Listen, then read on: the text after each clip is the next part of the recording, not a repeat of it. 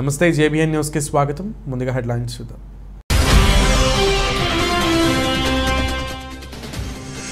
NATO దేశాలు నిర్వహిస్తున్న సైనిక విన్యాసాల్లో తీవ్ర విషాదం. కుప్పకూలిన అమెరికా నావికా దళానికి చెందిన MV-22B ఓస్ప్రే ఎయిర్ క్రాఫ్ట్.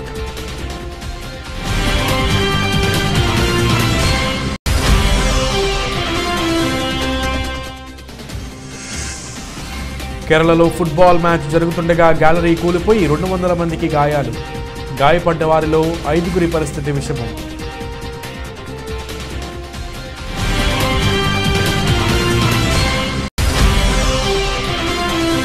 భారత్లో వచ్చే 5 ఏళ్లలో 3.2 లక్షల కోట్ల మేర పెట్టుబడులు పెట్టాలని లక్ష్యంగా పెట్టుకున్నట్లు ప్రకటించిన జపాన్ ప్రధాని ఫ్యూమియో కిషిడా.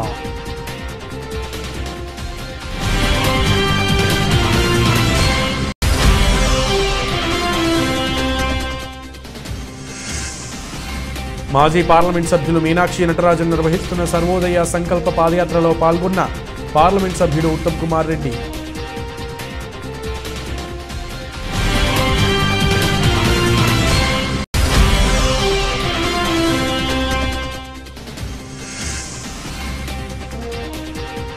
కాజలూరు మండలం తనుమళ్ళ గ్రామంలో మహా అద్భుతం. కళ్ళు తెరిచిన శ్రీ వెంకటేశ్వర స్వామి.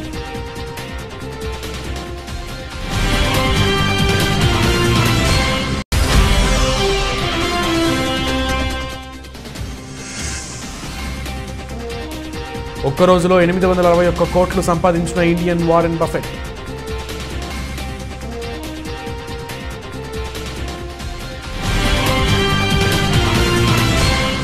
నార్వేలో ఆర్కిటిక్ సర్కిల్లో కోల్డ్ రెస్పాన్స్ పేరిట నాటో దేశాలు నిర్వహిస్తున్న సైనిక విన్యాసాల్లో తీవ్ర విషాదం చోటు చేసుకుంది. అమెరికా నావికా దళానికి చెందిన MV-22B ఓస్ప్రే ఎయిర్ క్రాఫ్ట్ కుప్పకూలింది. ఇందులో ఉన్న 4 అమెరికా నావికా దళం సైనికులు మృత్యువాత పడ్డారు. ఉత్తర నార్వేలోని నార్లాండ్ కౌంటీలో శుక్రవారం రాత్రి జరిగిన ఈ దుర్ఘటన ఉక్రెయిన్ రష్యా యుద్ధానికి సంఘటనతో సంబంధం లేదని నార్వే ప్రధానమంత్రి జోనాస్ గెహర్ స్టోయిరీ రక్షణ శాఖ అధికారులు శనివారం ప్రకటించారు. ప్రమాదానికి గల కారణాలపై దర్యాప్తు చేస్తున్నట్లు తెలిపారు. అయితే ప్రతికూల వాతావరణం వల్లే అమెరికా విమానం కూలిపోయిందని నార్వే పోలీసులు వెల్లడించారు. ఈసారి నాటో సైనిక విన్యాసాల్లో 27 దేశాలకు చెందిన 30,000 మంది సైనికులు, 220 విమానాలు, 50 నౌకలు పాల్గొంటున్నాయి. నాటో ఇతర దేశాలైన ఫిన్లాండ్, స్వీడన్ కూడా ఈ విన్యాసాల్లో పాలుపంచుకుంటున్నాయి. ఇవి ఏప్రిల్ 1 వరకు జరగనున్నాయి. ఫుట్బాల్ మ్యాచ్ చూసేందుకు వచ్చి 200 మంది గాయాల పాలయ్యారు. మ్యాచ్ జరుగుతుండగా అక్కడ తాత్కాలిక గ్యాలరీ ఒక్కసారిగా కూలిపోవడమే ఇందుకు కారణం.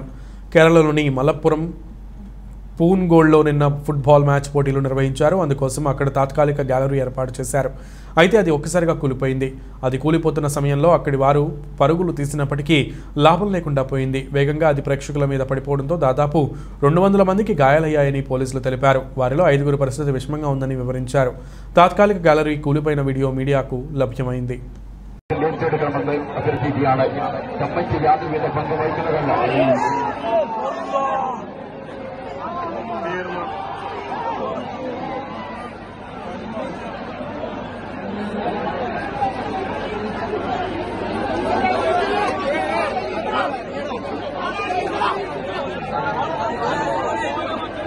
భారత్లో వచ్చే 5 ఏళ్లలో 3.2 లక్షల కోట్ల మేర పెట్టుబడులు పెట్టాలని లక్ష్యంగా పెట్టుకున్నట్లు జపాన్ ప్రధాని ఫ్యూమియో కిషిడా తెలిపారు.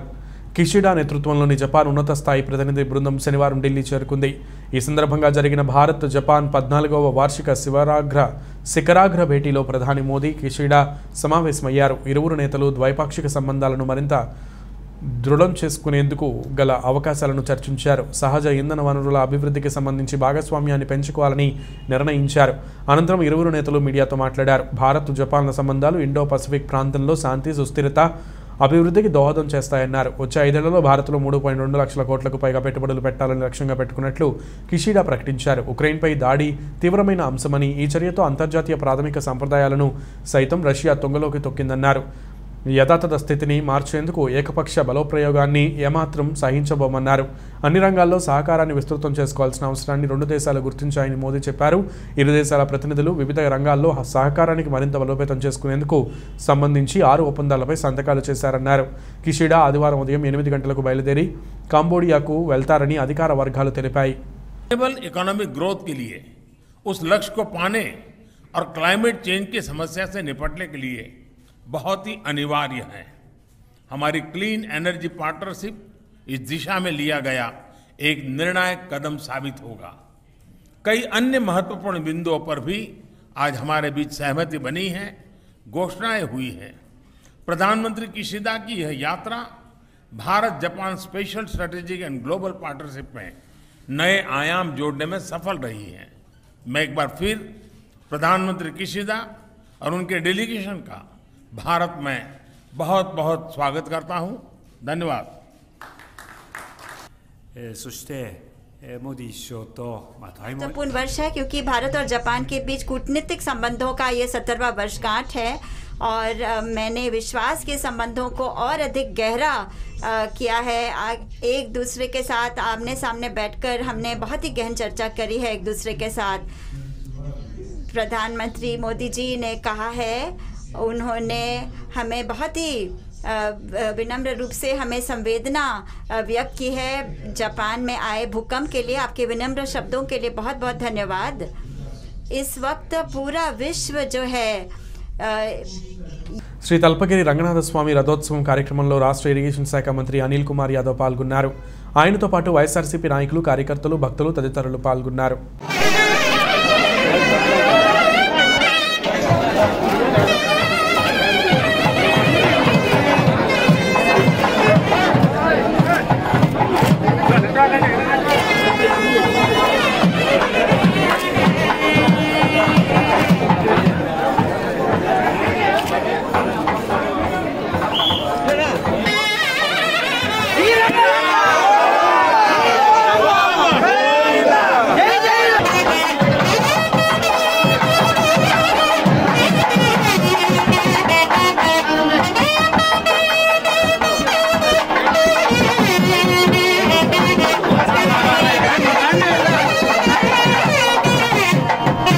ముందస్తు సమాచారం లేకుండా ఆక్రమణలు తొలగించడంతో చిరు వ్యాపారులు రోడ్డున పడ్డారు. పశ్చిమ గోదావరి జిల్లా ద్వారకా తిరుమల మండలంలోని గున్నంపల్లి జాతీయ రహదారి వద్ద గురువారం ఉదయం ఇరిగేషన్ రెవెన్యూ యంత్రాంగం దాదాపు 30 మంది పోలీస్ బలగంతో ఎక్స్కవేటర్లతో ఆక్రమణల తొలగింపు చేపట్టారు. ఈ నేపథ్యంలో ఉదయం 7 గంటలకే హోటళ్లు, బార్బర్ షాపులు, పాల దుకాణాలు తొలగించారు.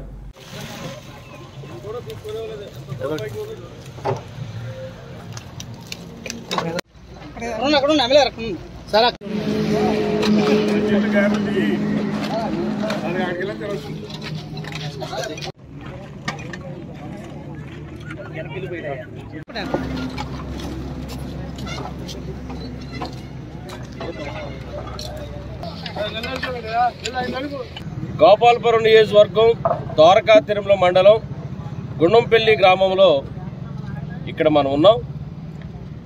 ఈ గుణంపల్లి గ్రామంలో ఇటు పోలవరం కెనాలు ఒక పక్కనే, నేషనల్ హైవే ఒక పక్కనే ఉన్నాయి. దీని మీద ఈ గ్రామస్తులకు సంబంధించినటువంటి కొద్దిమంది దళితులు, అదేవిధంగా బ్రతుకుదేరు లేనటువంటి వాళ్ళు రోడ్డు పక్కనే చిరుచురు వ్యాపారాలు చేసి బ్రతుకుతుండడం అనేది గతం నుంచి కూడా జరుగుతుంది. గత 4 సంవత్సరాల నుంచి ఈ రోడ్డుకు ఆనుకుని కాలువకు ఆనుకున్నటువంటి ఇరిగేషన్ భూమి ఏదైతే ఉందో పోలవరం భూమిలో కాలువ వేసుకోగా రోడ్డు వేసుకోకుండా మిగులు భూమి ఏదైతే ఉందో ఆ మిగులు భూమిలో దూరంగా వీళ్ళు ఎటువంటి కట్టడాలు కూడా కట్టుకోకుండా కేవలం చిన్న తాటి ఆకులతో చిన్న గుడిసెలు వేసుకుని జీవనోపాధి కోసం ఇక్కడ వీళ్ళు చిన్న చిన్న హోటల్స్ అని, లేకపోతే ఒక బార్బర్ షాప్ అని, లేకపోతే ఒక టైర్ గాలిపోయేటువంటి ప్యాచ్ చేసుకోవడం చేసుకుంటూ జీవనోపాధి కోసం పేదవాళ్ళు, ముఖ్యంగా దళితులు బతుకుతున్నటువంటి పరిస్థితి ప్రాంతంలో ఉంది. దీనిని గతంలో భాస్కర్ రెడ్డి అనేటువంటి వైకాపా ఆ నాయకుడికి సంబంధించిన భూమి ఇది. ప్రభుత్వం ఈ పోలవరం కెనాల్ తీసుకున్న టైంలోనే అతను కాంపన్సేషన్ ఇచ్చి ఆల్రెడీ ఈ భూమిని కొనుగోలు చేసి ఆయన కాంపన్సేషన్ ఇవ్వడం జరిగింది. కృష్ణా జిల్లా బాపులపాడు మండలం తిరుపతమ్మ గోపయ్య ఉత్సవాలలో భాగంగా అమ్మవారికి అవసరాల సమర్పించారు. గత 4 రోజుల ఉత్సవాలు విజయవంతం సాగుతున్నాయి. మహిళలు అంకమ్మ తల్లికి పొల పొంగళ్లు సమర్పిస్తున్నారు. డప్పు వాయిద్యాల మధ్య ప్రభలు ఊరేగింపుగా వైభవంగా జరుగుతున్నాయి.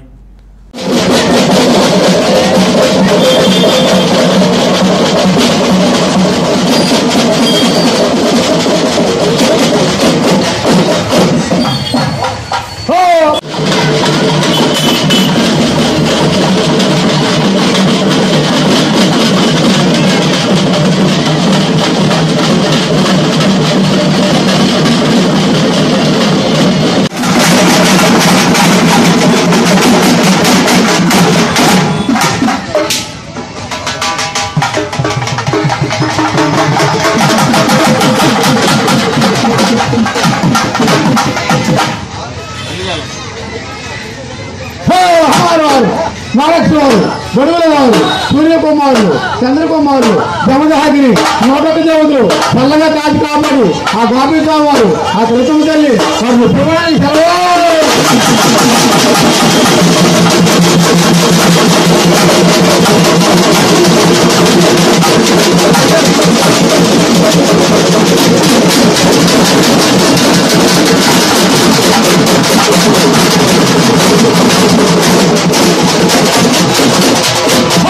కాజులూరు మండలం తనుమల్ల గ్రామంలో మహాద్భుతం జరిగింది. తూర్పుగోదావరి జిల్లా కాజులూరు మండలం తనుమల్ల గ్రామంలో కొలువైన శ్రీ వెంకటేశ్వర స్వామి వారు కళ్ళు తెరిచిన మహాద్భుత ఘటన శనివారం ఆవిష్కృతమైంది.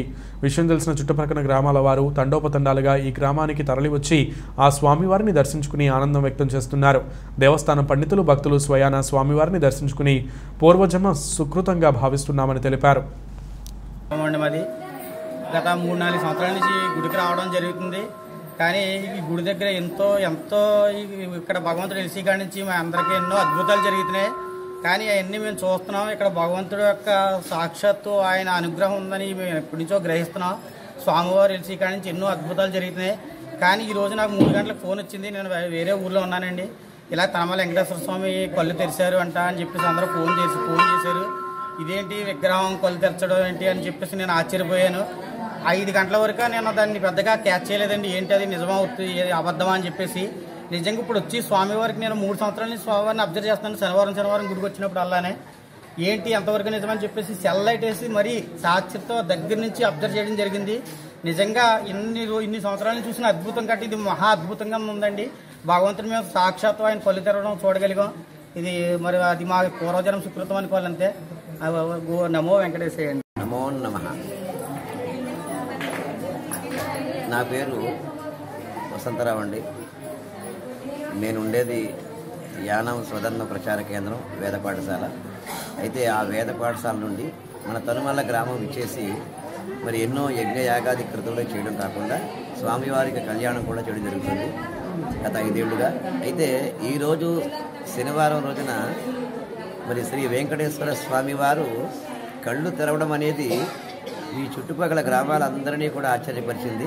కాబట్టి ఎవరు కూడా కంగారు పడద్దు, భయపడద్దు. స్వామివారి యొక్క అనుగ్రహం కోసమే ఆయన కళ్ళు తెరిచారు తప్ప మీ మీద ఆగ్రహాన్ని చూపించడం మాత్రం కాదు. కాబట్టి స్వామివారు కళ్ళు తెరిచారు కాబట్టి వేలాది మందిగా ఈ గ్రామం ఇచ్చేసి స్వామివారిని చూడడానికి వస్తున్నారు. వేలాది మందిగా తరలి వస్తున్నారు. నిజంగా ఆ నేత్రాలను చూసేటువంటి అదృష్టం మాకు కూడా కలిగింది. ఓం నమో వెంకటేశాయ. కాకినాడ వైసీపీ ఎమ్మెల్యే ద్వారంపూడి చంద్రశేఖర్ రెడ్డి జనసేన అధ్యక్షుడు పవన్ కళ్యాణ్పై సంచలన వ్యాఖ్యలు చేశారు. తూర్పుగోదావరి జిల్లాలో పవన్ ఎక్కడ పోటీ చేసినా ఓడిస్తానని ఓపెన్ ఛాలెంజ్ చేశారు. పవన్ పోటీ చేసే నియోజకవర్గాల్లో తాను ఇన్ఛార్జిగా పోస్టు తీసుకుంటానని చెప్పారు. అక్కడ పార్టీ కోసం పనిచేసి పవన్ను ఓడిస్తానని శపథం చేశారు చంద్రశేఖర్. అంతేకాదు జనసేన కార్యకర్తలకు పవన్ కళ్యాణ్ అన్యాయం చేస్తున్నారని, జనసేన కార్యకర్తలు బాధపడే రోజు త్వరలోనే వస్తుందని జోస్యం చెప్పారు ఎమ్మెల్యే చంద్రశేఖర్. మరి ఏ స్టార్ అలా తెలీదు, పవన్ కళ్యాణ్ గారు ఏదో సభలో నేను విమర్శించడం జరిగింది. ఆయనకి ఎక్కడికి వెళ్ళినా కూడా నేను విమర్శించడం ఆనవాయి. ఆయనకి నా మీద కోపం ఏమిటి అంటే ఆయన వెనకాల కొంత చెంచాలు ఉన్నారు. కాకినాడకు సంబంధించిన కొందరు చెంచాలు ఉన్నారు. ఆ చెంచాలు ఎవరు? ఇన్ఫర్మేషన్ ఎవరు? సరైన ఇన్ఫర్మేషన్ ఎవరు? అందరూ అబద్ధాలు, నోరిపితే అబద్ధాలు మాట్లాడే చెంచాగాళ్ళు. అంతే ఈరోజు కూడా ప్రజాక్షేత్రంలోనికి వెళ్ళలేదు. ఏదో పెద్దలకు ఇంటి పేరు పెట్టుకుని చాలామంది అయిపోయేటువంటి కార్యక్రమాలు చేస్తున్న రోజులు పోని. కనుక ఏదో 1-2 సార్లు మీరు చెప్పిన మాట పవన్ కళ్యాణ్ విన్నాడు కదా, పవన్ కళ్యాణ్తో మాట్లాడిద్దాం కదా అని చెప్పి మీరు అనుకున్నంత మాత్రాన ఇక్కడ ఎవడో భయపడిపోడు, బెదిరిపోడు ఎవడు లేడు. కనుక పవన్ కళ్యాణ్ అన్నవాడు వాస్తవాలు తెలుసుకొని మాట్లాడాలి. పవన్ కళ్యాణ్ అన్నాడు మా కార్యకర్తలు, మా ఆడబడుచులు, మా కార్యకర్తలకు అన్యాయం జరిగిందని. ఈరోజు నేను ఖచ్చితంగా చెప్తున్నాను, మా ప్రాపర్టీలో ఉండి చెప్తున్నాను. ఈరోజు నేను పవన్ కళ్యాణ్ జనసేన కార్యకర్తలకు అన్యాయం చేయబోతున్నాడు. జనసేనలో ఎవరైతే నాయకులుగా కార్యకర్తలుగా ఉండి ప్రయాణం చేయాలని ఆ పార్టీలో ఉన్నారో వాళ్ళందరికీ అన్యాయం జరగబోతుంది. మరలా జనసేన అనే పార్టీని ప్యాకేజీలకు ఇచ్చేసి మరలా అన్యాయం జరగబోతుంది.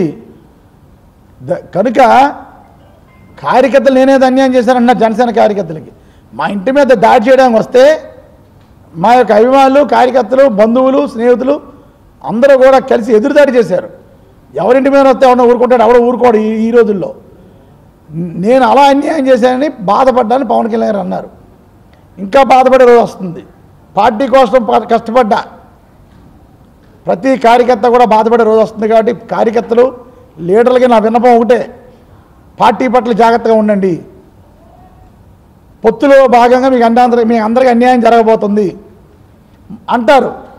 మేము పొత్తు పెట్టుకున్నా మళ్ళీ మా కార్యకర్తలు మంచి పదవులు వేస్తామని.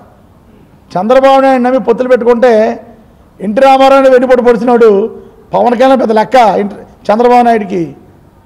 కనుక నేను పవన్ కళ్యాణ్ ఏం చేసుకుంటారో, చంద్రబాబు ఏం చేసుకుంటారో నాకు అనవసరం.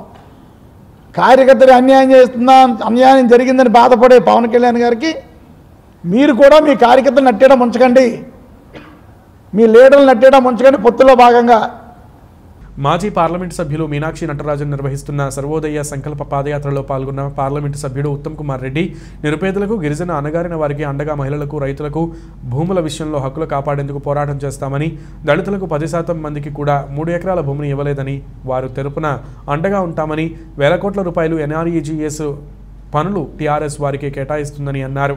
మహిళలకు వడ్డీ లేని రుణాలు ప్రభుత్వం బకాయి పడ్డదని తెలిపారు. 2023లో కాంగ్రెస్ అధికారంలోకి రావడం ఖాయమని ఆయన చెప్పారు.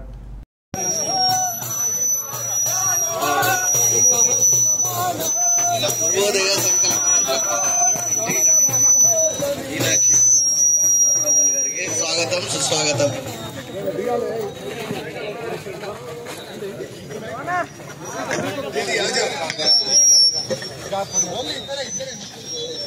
అన్నా నిర్మలన్న,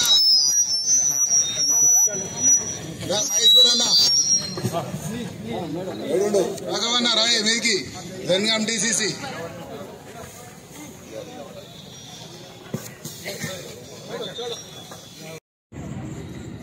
గ్రామీణ ప్రాంతంలో మహిళల విషయం, మరి మహిళలని సంఘటితం చేసి సెల్ఫ్ హెల్ప్ గ్రూప్స్ అని స్టార్ట్ చేసి దేశానికి, ప్రపంచంలోనే ఒక ఆదర్శంగా తెలంగాణ ప్రాంతంలో మహిళ మరి సెల్ఫ్ హెల్ప్ గ్రూప్ స్టార్ట్ చేసింది గత కాంగ్రెస్ ప్రభుత్వం. నేను మనం చేస్తున్నాను.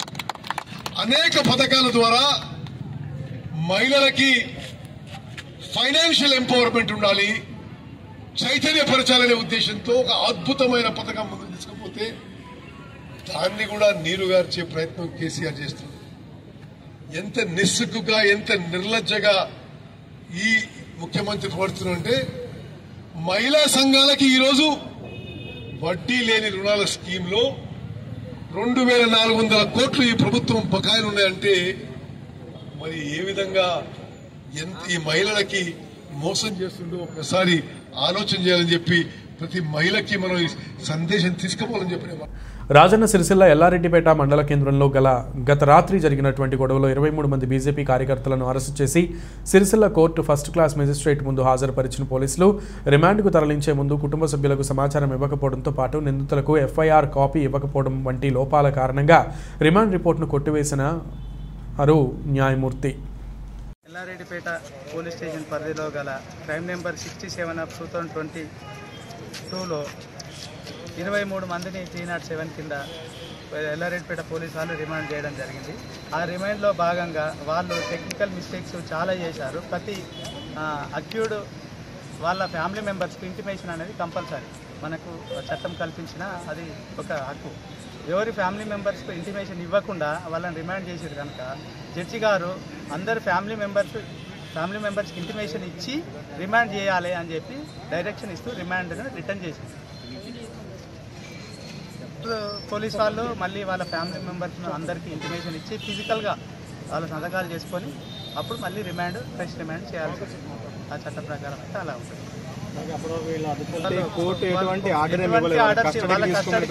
వాళ్ళను బైండ్ ఓవర్ చేసినట్టుగా, పోలీసు వాళ్ళకి బైండ్ ఓవర్ చేసినట్టుగా ఎటువంటి ఆర్డర్స్ ఏమి ఇవ్వలేదు. రాష్ట్రంలో కల్తీసారా, జయబ్రాండ్ మద్యం అమ్మకాలను నిషేధించాలంటూ తెలుగుదేశం పార్టీ ఆధ్వర్యంలో శనివారం కడప మండల తహసీల్దార్ కార్యాలయం ఎదురుగా నిరసన చేపట్టారు. ఈ సందర్భంగా కడప నియోజకవర్గ ఇన్ఛార్జ్ అమీర్ బాబు మాట్లాడుతూ జగ్గారెడ్డిగూడెంలోని నాటుసారా త్రాగి మరణాలు సంభవిస్తే జగన్మోహన్ రెడ్డి మాత్రం అసెంబ్లీ సాక్షిగా సహజ మరణాలు చోటు చేసుకున్నాయని చెప్పడం ఎంతవరకు సమంజసమని మండిపడ్డారు. చంద్రబాబు నాయుడు ప్రభుత్వంలో 45 రూపాయలు ఉన్న క్వార్టర్ బాటిల్ నేడు 5 రెట్లు పెంచారని ఆగ్రహం వ్యక్తం చేశారు. విపరీతంగా రాష్ట్రంలో మద్యం ధరలు పెంచడం వల్లనే ప్రజలు కొనలేక నాటుసారా త్రాగి మృతి చెందారని ఆరోపించారు. ఈ కార్యక్రమంలో తెలుగుదేశం పార్టీ నాయకులు, కార్యకర్తలు పాల్గొన్నారు. మరణాలు సంభవించిన నాటుసారా తాగి మరణాలు సంభవిస్తే సాక్షాత్తు అసెంబ్లీ సాక్షిగా జగన్మోహన్ రెడ్డి గారు సహజ మరణాలు ఇయ్యి సారా తాగి సావలేదు అని చెప్పి అసెంబ్లీ సాక్షిగా ప్రజలను నమ్మబలికే ప్రయత్నాలు చేయడము ఎంతవరకు సమంజసం అని చెప్పి జగన్మోహన్ రెడ్డి గారిని నిలదీస్తున్నాను. గత ప్రభుత్వంలో చంద్రబాబు నాయుడు గారి ప్రభుత్వంలో మాంసం ముక్కల కోసం కడప నగరంలో శనివారం 4 స్నేహితుల మధ్య జరిగిన గొడవ ఓ నిండు వ్యక్తి ప్రాణం బలిగొంది. కడప నగరంలోని బెల్లం మండిలో ఓ ఫంక్షన్లో ఈ నెల 15వ తేదీన మాంసం ముక్కల కోసం శివ అనే వ్యక్తితో గొడవపడి అతని స్నేహితులు కత్తితో అతి దారుణంగా శివను హత్య చేశారు. కడప 2 టౌన్ పోలీసులు కేసు నమోదు చేసి 48 గంటల్లో నిందితులను అదుపులోకి తీసుకుని కేసు ఛేదించారు. ఈ సందర్భంగా డీఎస్పీ కార్యాలయంలో ఏర్పాటు చేసిన మీడియా సమావేశంలో డీఎస్పీ వెంకట శివారెడ్డి మాట్లాడుతూ ఓ ఫంక్షన్లో మాంసం ముక్కలు వేయలేదని శివతో జరిగిన గొడవతో అతని స్నేహితులు షేర్ ఖాన్, అహ్మద్ జబ్బార్ ఖాన్లు కలిసి అతి దారుణంగా హత్య చేశారని అన్నారు. ఇందులో ప్రధాన నిందితుడైన షేర్ ఖాన్ పైన రౌడీ షీటర్ కేసులు ఉన్నాయని డీఎస్పీ వెల్లడించారు. వీరి వద్ద నుంచి ఒక లగేజ్ ఆటో, ఒక కత్తి స్వాధీనం చేసుకున్నామని అన్నారు. 3 ముద్దాయిలను కోర్టుకు హాజరుపరుస్తున్నామని డీఎస్పీ వెంకట శివారెడ్డి తెలిపారు. ఈ సమావేశంలో 2 town CI Mohammed Ali, SI Raghavendra Reddy, Tulasi Nagaprasad సిబ్బంది పాల్గొన్నారు. బెల్లంమండి వీధిలో మోచంపేటలో ఒక ఫంక్షన్లో ఈ చనిపోయిన వ్యక్తి శివ, అతని ఫ్రెండ్ షేర్ ఖాన్ ఒక ఫంక్షన్కి హాజరైనారు. అక్కడ నాన్ వెజ్ భోజనం విషయంలో మాంసం ముక్కలు ఈ శివకు తక్కువ వేసినారనే ఉద్దేశంతో షేర్ ఖాన్. విజయ్ దేవరకొండ పూర్తిగా మారిపోయారు. లైగర్ సినిమా కోసం లాంగ్ హెయిర్తో ఉన్న విజయ్ ఇప్పుడు మిలిటరీ హెయిర్ కట్ చేయించుకున్నారు. ఈ లుక్ తన తర్వాతి సినిమా కోసమేనని తెలిసిందే. విజయ్ దేవరకొండ హీరోగా, శివ నిర్మాణ దర్శకత్వంలో ఓ సినిమా రూపొందుతున్న సంగతి తెలిసిందే. ఈ సినిమా రెగ్యులర్ షూటింగ్ ఏప్రిల్లో ఆరంభం కానుంది. ఈ చిత్రంలో విజయ్ దేవరకొండ సరసన సమంత నటిస్తారనే టాక్ వినిపిస్తోంది. అలాగే ఇది కశ్మీర్ నేపథ్యంలో సాగే లవ్ స్టోరీ అని, విజయ్ దేవరకొండ ఇందులో మిలిటరీ ఆఫీసర్గా కనిపించనున్నారని బాగొట్ట.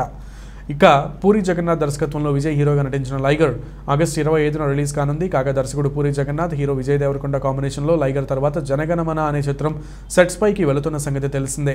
నాయకుడనేవాడు జట్టును నడిపించడమే కాదు, అవసరమైనప్పుడు తన విలువేంటో చూపించాలి. అందరిలా ఉంటే అతన్ని ఎందుకు కెప్టెన్ చేస్తారు? మరి అలాంటి కెప్టెన్ అనే పదానికి సరైన అర్థం చెప్పాడు వెస్టిండీస్ కెప్టెన్ క్రెయిన్ బ్రాత్వైట్. సాంప్రదాయ క్రికెట్పై మోజు తగ్గుతున్న వేళ తన మారథాన్ ఇన్నింగ్స్తో అందరినీ ఆకట్టుకున్నాడు. 700 నిమిషాలు దాదాపు 12 గంటల పాటు క్రీజులో గడిపి 489 బంతులు ఎదుర్కొని 17 ఫ్లోర్లు సహాయంతో 160 పరుగులు చేశాడు. ఈ ఇన్నింగ్స్తో బ్రాత్వైట్ విండీస్ దిగ్గజ క్రికెటర్ల సరసన చేరాడు. ఇంతకుముందు టెస్ట్ క్రికెట్లో విండీస్ తరపున మారథాన్ బ్యాటింగ్ చేసిన వాళ్లలో బ్రియాన్ లారా, రామ్ నరేన్ శర్వానా, ఓరెల్లు ఉన్నారు. తాజాగా వీరి సరసన బ్రాత్వైట్ చోటు చేసుకున్నాడని తెలుస్తోంది, దక్కించుకున్నాడు. కాగా బ్రియాన్ లారా టెస్టుల్లో 2 సార్లు మ్యారథాన్ ఇన్నింగ్స్లతో మెరిశాడు. 1994లో ఇంగ్లాండ్పై 375 పరుగుల ఇన్నింగ్స్ ఆడిన లారా దాదాపు 766 నిమిషాల పాటు క్రీజ్లో గడిపాడు. ఆ తర్వాత మళ్ళీ 2004లో అదే ఇంగ్లాండ్పై చారిత్రాత్మక 400 పరుగులు నాట్అవుట్ సాధించాడు. ఈ సమయంలో లారా 778 నిమిషాల పాటు క్రీజ్లో ఉండి ప్రపంచ రికార్డు సాధించాడు. ఇక రామ్ నరేష్ శర్వాన్ 2009లో ఇంగ్లాండ్పై 698 నిమిషాల పాటు బ్యాటింగ్ చేసి 291 పరుగులు సాధించాడు. 1960లో ఎఫ్ఎం ఓర్రెల్ బ్రిడ్జ్ టౌన్ వేదికగా 682 నిమిషాల పాటు బ్యాటింగ్ చేసి 197 పరుగులు నాట్అవుట్గా నిలిచాడు. ఒక్కరోజులో ఎవరైనా ఎంత సంపాదిస్తాం? మహా అయితే 1000, 10,000 రూపాయలు, ఇంకా గట్టిగా మాట్లాడితే 10 లక్షల రూపాయలు. కానీ ఇండియన్ వారెన్ బఫెట్ రాకేష్ మాత్రం ఏకంగా 861 కోట్ల రూపాయలు సంపాదించి తన సత్తా ఏంటో మరోమారు మార్కెట్కు చూపారు. ఏస్ ఇన్వెస్టర్ పెట్టుబడుల్లోని అతి పెద్ద stock bet Titan company Star Health insurance మార్చి 17 ట్రేడింగ్లో దగదగా మెరిశాయి. టైటాన్ షేర్ల మార్చి 17న 2587.30 నుంచి 2706కు పెరిగాయి. అంటే ప్రతి షేరు విలువ 118.70 రూపాయలు పెరిగింది.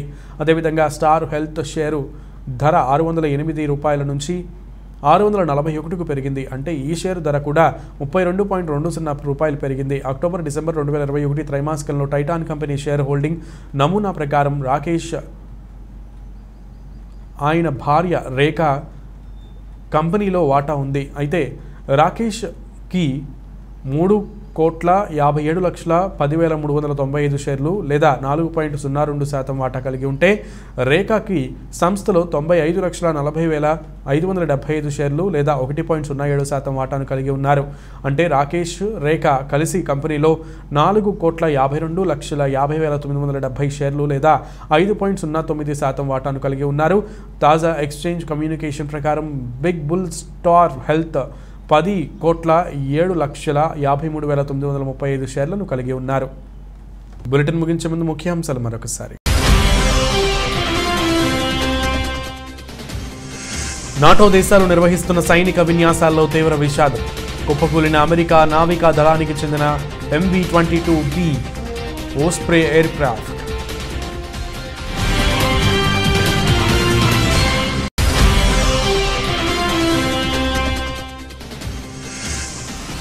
కేరళలో ఫుట్బాల్ మ్యాచ్ జరుగుతుండగా గ్యాలరీ కూలిపోయి 200 మందికి గాయాలు. గాయపడ్డ వారిలో 5గురి పరిస్థితి విషమం.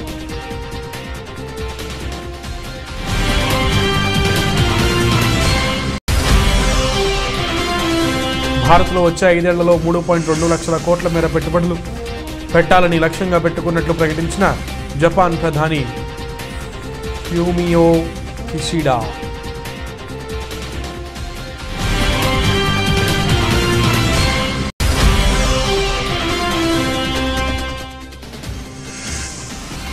మాజీ పార్లమెంట్ సభ్యులు మీనాక్షి నటరాజన్ నిర్వహిస్తున్న సర్వోదయ సంకల్ప పాదయాత్రలో పాల్గొన్న పార్లమెంట్ సభ్యుడు ఉత్తమ్ కుమార్ రెడ్డి.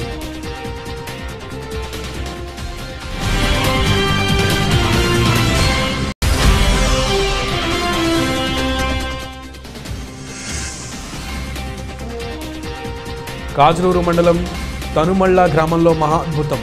కళ్ళు తెరిచిన శ్రీ వెంకటేశ్వర స్వామి.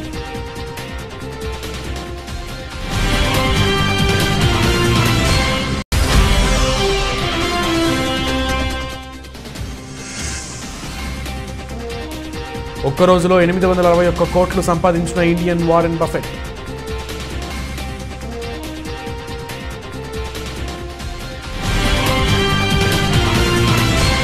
ఇవి బులెటిన్ విశేషాలు. నమస్తే.